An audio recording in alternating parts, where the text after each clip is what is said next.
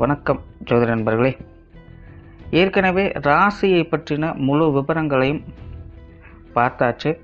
அதாவது ஒவ்வொரு ராசிக்குமே என்ன மாதிரியான குணாதிசயங்கள் இருக்கும், எந்த மாதிரியான வாழ்க்கை அமைப்பு இருக்கும், என்ன மாதிரியான உறவு முறைகள் இருக்கும் அப்படின்னு விளக்கமாகவே பார்த்தாச்சு. அதே போல் லக்ன விவரங்களையும் பார்த்தாச்சு. ராசி அமைப்பை போலவே லக்னத்திற்கும் ஒவ்வொரு விஷயங்களும் எப்படி இருக்கும் அப்படின்னு தனித்தனியாகவே சொல்லியிருக்கும். பார்க்காதவங்க டிஸ்கிரிப்ஷனில் லிங்க் இருக்கும், செக் பண்ணி பாருங்கள். இனி ராசி மற்றும் லக்னம் இது ரெண்டும் சேர்ந்த அமைப்பு எப்படி இருக்கும் அப்படிங்கிறத பற்றி பார்க்க போகிறோம். ஒரு குறிப்பிட்ட லக்னம் மற்றும் ராசியாக ஒரு மனிதருக்கு அமைந்து வரும் பொழுது அவங்களுக்கு என்ன மாதிரியான விஷயங்கள் இருக்கும் அப்படிங்கிறத பற்றி சில விளக்கங்களை ஜோதிடத்தில் பொதுவாக சொல்ல முடியும். இனி அந்த விஷயங்களை பற்றி தொடர்ச்சியாக பார்க்கலாம். பதிவை பார்க்குறதுக்கு முன்னாடி ஒரு சில விஷயங்களை கவனத்தில் வச்சுக்கோங்க. எப்பவும் சொல்லக்கூடிய விஷயங்கள் தான். இங்கு சொல்லக்கூடிய விஷயங்கள் முழுமையாக உங்களுக்கு பொருந்தணுங்கிற அவசியம் கிடையாது.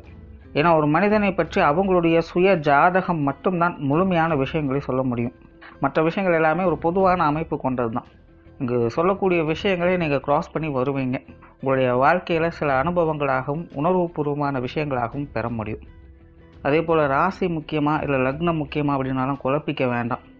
ராசி லக்னம் அப்படிங்கிறதெல்லாம் பார்த்திங்கன்னா ஒரு சில ஐடென்டிட்டி மட்டும்தான். ஜோதிட பலன்கள் எடுக்கிறதுக்காக பொதுவாக தெரிஞ்சிக்க வேண்டிய சில விஷயங்கள் அவ்வளோதான். மற்றபடி 9 கிரகங்கள் 12 கட்டம் 27 நட்சத்திரங்கள் கொண்ட ஒரு அமைப்பு தான் நமக்கு முழுமையாக முக்கியம். அதுதான் ஒவ்வொரு செகண்டும் நமக்கு தேவையான எல்லா விஷயங்களையும் தீர்மானிக்கிறது. அதனால் ராசி முக்கியமாக இல்லை லக்னம் முக்கியமாக அப்படின்னாலும் குழப்பிக்காதீங்க. நம்ம யாருன்னு கேட்டால் நம்மளுடைய பேரை எப்படி ஒரு அடையாளமாக சொல்கிறோமோ அந்த மாதிரி தான் நம்மளுடைய சுய ஜாதகத்திற்கு அடையாளமாக இந்த ராசியும் லக்னமும் அமைந்து வருது. மற்றபடி இங்கே எல்லாமே முக்கியம் அப்படிங்கிறத மனசில் வச்சுக்கோங்க.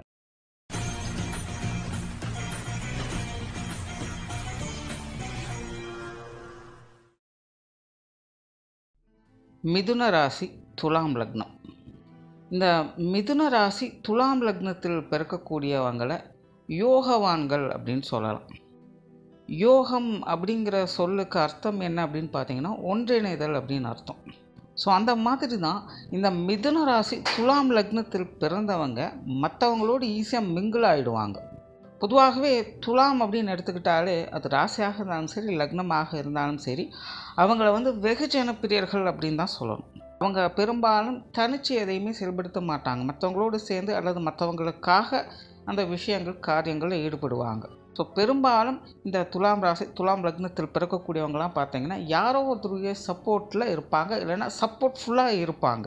இந்த ஒன்றிணைதல் அப்படிங்கிறது இதுதான் விஷயம். ஒன்று இவங்க சேர்ந்துருப்பாங்க, இல்லைன்னா மற்றவங்க இவங்ககிட்ட சேர்ந்துருப்பாங்க. பட் ஏதாவது ஒரு வகையில் இணைப்பு அப்படிங்கிறது இருந்துக்கிட்டே தான் இருக்கும். ஸோ இது ஜென்ரலாகவே துலாம் அப்படின்னு எடுத்துக்கிட்டாலே வரக்கூடிய ஒரு குணாதிசயம் தான். மிதுனம் அப்படின்னாலே பேச்சுக்கு பேர் போனது அப்படின்னு சொல்லலாம். இயற்கையாகவே இந்த மிதுன ராசி மிதுன லக்னக்காரங்களுக்கு பேச்சாற்றல் அப்படிங்கிறது இருக்கும். பேச்சாற்றல் அப்படிங்கிறது சரளமாக பேசக்கூடியது மட்டுமல்ல, சாமர்த்தியமாக பேசக்கூடியதும் தான். சிலர்லாம் பார்த்திங்கன்னா பேசியே காரியம் சாதிப்பாங்க, சிலர்லாம் பார்த்திங்கன்னா பேசாமலே காரியம் சாதிப்பாங்க. இடம் பொருள் ஏவல் அறிந்து பேசணும் செயல்படணும் அப்படிங்கிறத இந்த மிதுனத்தில் பிறந்தவங்க ராசியாக இருந்தாலும் சரி லக்னமாக இருந்தாலும் சரி அவங்களுக்கு இயல்பாகவே வரும். யார் யாருக்கு என்ன பேசணும், எந்த அளவுக்கு பேசணும், எதை பேசணும் அப்படிங்கிறது அவங்களுக்கு நல்லா தெரியும். உண்மையிலேயே இந்த மிதுனத்திற்கு பார்த்திங்கன்னா பேச்சாலேயே ஒருத்தரை உயர்த்தவும் முடியும், ஒருவரை தாழ்த்தவும் முடியும். இந்த ஒரு கெப்பாசிட்டி அவங்களுக்கு முழுவதுமாக செயல்படும். அதனால தான் இந்த மிதுன ராசி மிதுன லக்னத்துக்கு பிறந்தவங்களாம் பார்த்திங்கன்னா அவங்கள ஒருத்தருக்கு பிடிச்சிருச்சு அப்படின்னா அவங்கள புகழாத வார்த்தைகள் இருக்காது. பட் அதே அவங்களுக்கு பிடிக்கல அப்படின்னா அவங்கள இகழாத வார்த்தைகளும் இருக்காது. எப்படி அதை மாற்றணுமோ மாற்றிடுவாங்க. இப்போ பேச்சு அப்படின்னு வரும்போது இங்கேயும் பார்த்திங்கன்னா தனித்து செயல்பட முடியாது. மற்றவங்களுடைய இணைவு அப்படிங்கிறது இங்கேயும் தேவைப்படுது. இன்டைரக்டாக மிதுனத்திற்கும் இது வேலை செய்யுது. ஸோ இயற்கையாகவே இந்த மிதுன ராசி துலாம் லக்னத்தில் பிறக்கக்கூடியவங்களுக்கு மக்கள் பிரியராக இருப்பாங்க. அதாவது தனிச்சு இருக்க முடியாது, 4 பேரோட சேர்ந்து இருக்கணும் அப்படிங்கிற எண்ணம் இவங்களுக்கு அதிகமாக இருக்கும். தன்னை சுற்றி ஒரு சமூகத்தை உருவாக்கக்கூடியவங்க, தனக்குன்னு ஒரு கூட்டத்தை உருவாக்கக்கூடியவங்க, தனக்குன்னு ஒரு குடும்பத்தை உருவாக்கக்கூடியவங்க, இப்படி ஒரு கூட்டத்தை தீர்மானிக்கக்கூடிய நிர்வகிக்கக்கூடிய திறன் அவங்களுக்கு இருக்கும். அவங்களுக்குன்னு ஒரு ஈர்ப்பு இருக்கும். பேர்பட்ட கஷ்ட காலத்துலையுமே யாரோ ஒருத்தருடைய உறுதுணை உந்துதல் இவங்களுக்கு கிடச்சிக்கிட்டே இருக்கும். சிலர்லாம் பார்த்திங்கன்னா மாட மாளிகையிலே இருந்தாலும் கூட பேசுகிறது கூட ஆள் இல்லாமல் தனியாக தான் தன்னுடைய வாழ்க்கையை நடத்திக்கிட்டு இருப்பாங்க. தனிமை தான் இந்த வாழ்க்கையிலேயே ரொம்பவுமே கொடுமையானது அப்படின்னு சொல்லலாம். அந்த மாதிரியான ஒரு நிலை இந்த மிதுன ராசி துலாம் லக்னத்தில் பிறந்தவங்களுக்கு 99.99% ஏற்படுறதே கிடையாது. எப்பேற்பட்ட கஷ்ட காலங்களையும் யாரோ ஒருத்தருடைய சப்போர்ட் அப்படிங்கிறது உங்களுக்கு கிடைக்க ஆரம்பிச்சோம். அந்த யாரோ ஒருத்தர் யார் அப்படிங்கிறத அவங்களுடைய சுய ஜாதகம் நிர்ணயம் பண்ணுது.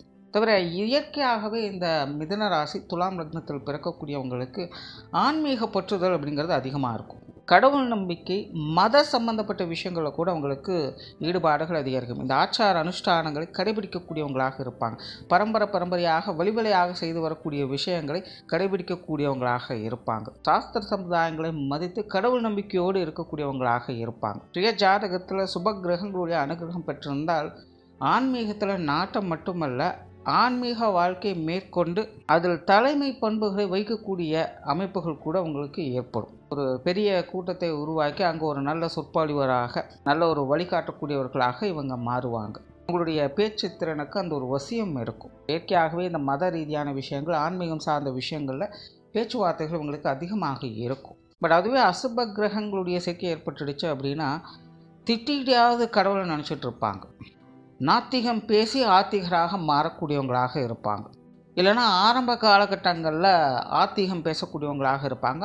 கடைசி காலகட்டங்களில் நாத்திகத்துக்கு மாறக்கூடியவங்களாக இருப்பாங்க. இந்த நெகட்டிவ் கிரகங்களுடைய சேர்க்கை ஏற்படுச்சுன்னா இந்த 2 நிலைகளுமே செயல்படும். ஸோ எப்படியோ ஏதோ ஒரு நிலைகளில் ஆன்மீக சிந்தனைகள் அப்படிங்கிறது இவங்களுடைய வாழ்க்கையில் தவிர்க்கவே முடியாது. பெரியோர்களை மதிக்கக்கூடியவங்களாக இருப்பாங்க. தன்னை விட வயதில் மூத்தவங்க, உயர் பதவிகளில் இருக்கக்கூடியவங்க, சமூகத்தில் நல்ல ஸ்டேட்டஸில் இருக்கக்கூடியவங்க கிட்டலாம் இணக்கமான பழக்க வழக்கங்களை வைத்துக்கொள்ளக்கூடியவங்களாக இருப்பாங்க. ஒரு பெரிய நபர்களுடைய சகவாசம் அப்படிங்கிறது இவங்களுடைய வாழ்க்கையில் சில காலகட்டங்களுக்காவது இவங்களுக்கு அமையப்பெறும். பெற்றோர்கள் மேலே மதிப்பு மரியாதை இவங்களுக்கு அதிகம் உண்டு. இன்னும் சொல்லப்போனால் இந்த மிதுன ராசி துலாம் லக்னத்தில் பிறக்கக்கூடியவங்களை பெற்றோர்கள் பாசத்திற்காக இயங்கக்கூடியவங்க அப்படின்னு கூட சொல்லலாம். இங்கேயும் பார்த்தீங்கன்னா சுய ஜாதகத்தில் சுப கிரகங்களுடைய அனுகிரகம் இருக்கும் பட்சத்தில் பெற்றோர்களுடைய ஆசையும் அரவணைப்பும் பூர்ணமாக கிடைக்கப்பெற்றவங்களாக இருப்பாங்க. பட் அதுவே நெகட்டிவ் கிரகங்களுடைய ஆதிக்கம் இருந்துச்சு அப்படின்னா அந்த பெற்றோர்களுக்காக இயங்கக்கூடிய நிலையை ஏற்படுத்தும். அதே போல் இந்த மிதுன ராசி துலாம் லக்னத்தில் பிறந்தவங்க பார்த்திங்கன்னா கொஞ்சம் சுகவாசிகள் தான். இவங்க ஹார்ட் ஒர்க் பண்ணுறதெல்லாம் இவங்களுக்கு பிடிக்காது. கொஞ்சம் ஸ்மார்ட் ஒர்க்கை விரும்பக்கூடியவங்க. மேலோட்டமாக மேற்பார்வையாக தான் பெரும்பாலான விஷயங்களை செய்வாங்க. ஆரம்பத்திலே சொன்னேன், பேச்சும் நிர்வாகத்திறமும் தான் இவங்களுடைய பிரதானமே. ரொம்ப ரிஸ்க் எடுத்து வேலை செய்கிறதெல்லாம் இவங்களுக்கு வராது. எல்லாத்தையுமே சரியாக நியாயமாக செய்யணும் அப்படிங்கிற எண்ணம் இருக்கும். பட் ஹார்ட் ஒர்க்கு இவங்க ப்ரிஃபர் பண்ணுறது கிடையாது. ஸ்மார்ட் ஒர்க்கு தான் அதிகம் இவங்க ப்ரிஃபர் பண்ணுவாங்க. அந்த மாதிரியான விஷயங்கள் தான் இவங்களுக்கு அமையவும் செய்யும். கொஞ்சம் விரயங்கள், செலவுகள் போன்ற விஷயங்கள் கண்மூடித்தனமாக செய்யக்கூடிய அமைப்புகள் உங்களுக்கு உண்டு. அதாவது காரிய ரீதியான விரய அமைப்புகள் அப்படிங்கிறது உங்களுக்கு உண்டு. கொஞ்சம் தேவையில்லாத விஷயங்கள், காரியங்களில் ஈடுபட்டு அப்புறம் அதை முடிக்க முடியாமல் பாதியிலே விட்டு விலகக்கூடிய அமைப்புகள்லாம் இருக்கும். ஒரு விஷயத்தை செஞ்சுட்டு இருக்கும்போது இன்னொரு விஷயத்துக்கு மாறுவாங்க. அப்போ அதுக்காக போட்ட எஃபர்ட், அதுக்காக போட்ட அமௌண்ட்டு இதெல்லாமே கொஞ்சம் வேஸ்ட் ஆகும். இந்த மாதிரி கொஞ்சம் தேவையில்லாத விரயங்களை செய்யக்கூடிய அமைப்புகள் இவங்களுக்கு உண்டு. பிரயாணம் சார்ந்த விஷயங்களில் அதிக ஈடுபாடுகளை காட்டக்கூடியவங்க. உங்களால் ஒரு இடத்துல அமைதியாக இருக்கவே முடியாது. எங்கேயாவது ஒரு பக்கம் போயிட்டு வந்துக்கிட்டு இருக்கணும். அப்போ தான் இவங்களுடைய மைண்ட் ரிலாக்ஸ் ஆகும். குழந்தை பருவத்திலலாம் இவங்க எப்படி இருந்தாங்கன்னு கேட்டு பார்த்தா இவங்களுக்கே ஒரு இடத்துல அமைதியாக உட்காரவே மாட்டாங்க. உங்களை ஓடி ஓடி போய் பிடிக்கிறதே ஒரு வேலையாக இருக்கும் இவங்களுடைய பெற்றவங்களுக்கு, இல்லைன்னா வீட்டில் இருக்க பெரியவங்களுக்கு. அந்தளவுக்கு நிலையாக ஒரு இடத்துல இருக்கணும் அப்படிங்கிற எண்ணமே உங்களுக்கு இருக்காது. திரைக்கடலோடியும் திரவியும் தேடு அப்படின்னு இவங்க சொல்லுவாங்க. எங்கேயாவது ஒரு பக்கம் போகணும், ஏதாவது ஒரு இடத்துக்கு போயிட்டு வந்துக்கிட்டே இருக்கணும் அப்படிங்கிற தீராத இந்த பிரயாண ஆசை கொண்டவங்களாக இருப்பாங்க. ஏதாவது ஒரு ட்ராவல் பண்ணிக்கிட்டே இருக்கணும். நிறைய பேருக்கு இந்த ட்ராவல் சார்ந்த வேலை உத்தியோகம் அமைவதற்கான வாய்ப்புகள் கூட அதிகமாக இருக்கும். இல்லைன்னா ஃபுட்டு ரிலேட்டடான விஷயங்களில் ஈடுபடக்கூடியவங்களாக இருப்பாங்க. நார்மலாகவே இவங்களுக்கு இந்த தொழில் வேலை உத்தியோகம் சார்ந்த விஷயங்கள்லாம் பார்த்தீங்கன்னா ஒரு சாதகமான அமைப்பை பெற்றதாகத்தான் இருக்கும். உங்களுடைய வாழ்வின் அடிப்படை தேவைகளை பூர்த்தி செய்கிற அளவுக்காவது உங்களுடைய தொழில் வேலை உத்தியோகம் அப்படிங்கிறது உங்களுக்கு எப்போவுமே அமைஞ்சிக்கிட்டே இருக்கும். நிறைய மாற்றங்களுக்கு உட்பட்ட தொழில் வேலை உத்தியோகம் செய்யக்கூடியவங்களாக இருப்பாங்க. இவங்க எப்போவுமே ஒரே மாதிரியான ஸ்டைல் ஃபாலோ பண்ணக்கூடியவங்க அல்ல.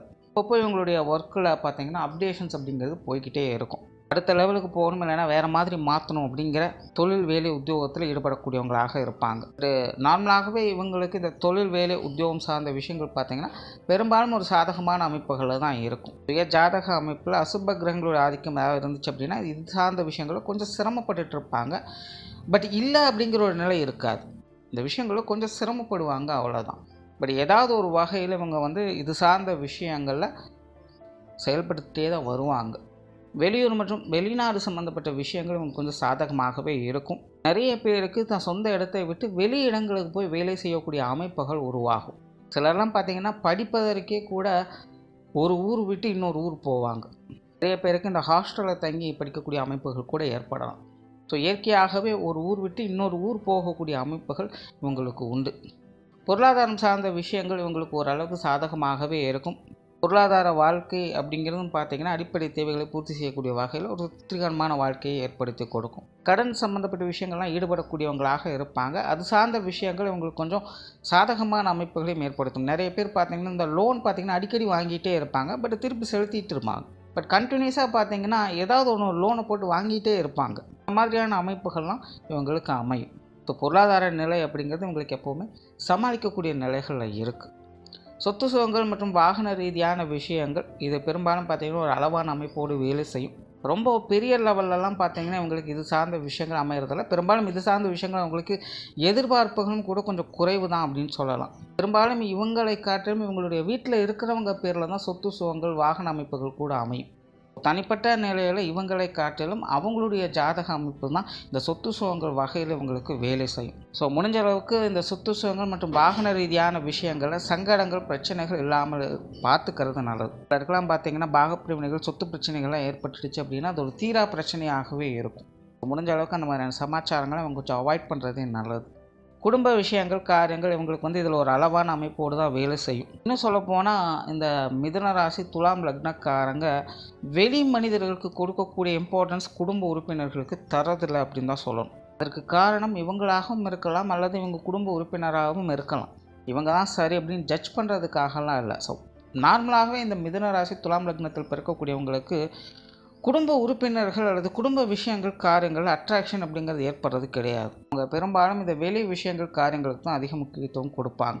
இதனாலேயே இவங்களுடைய இளம் வயதுலேருந்தே பார்த்திங்கன்னா குடும்பத்தை விட்டு கொஞ்சம் தனிச்சு இருக்கும்படியான சூழ்நிலைகள் தான் இவங்களுக்கு ஏற்படும். குடும்ப உறவுகளே பார்த்திங்கன்னா எல்லாமே பார்த்திங்கன்னா கொஞ்சம் நாளைக்கு அப்படிங்கிற மாதிரி தான் இருக்கும். சர்க்கிள் பேஸில் தான் அது மாறி மாறி போய்கிட்டே இருக்குமே இல்லாமல் ஒரே மாதிரி எப்போவுமே எதையும் எதிர்பார்க்கவே முடியாது. ஸோ அதனாலே இவங்க குடும்ப விஷயங்கள் காரியங்களை பெருசாக ஒரு இன்ட்ரெஸ்ட் எடுத்துக்க மாட்டாங்க.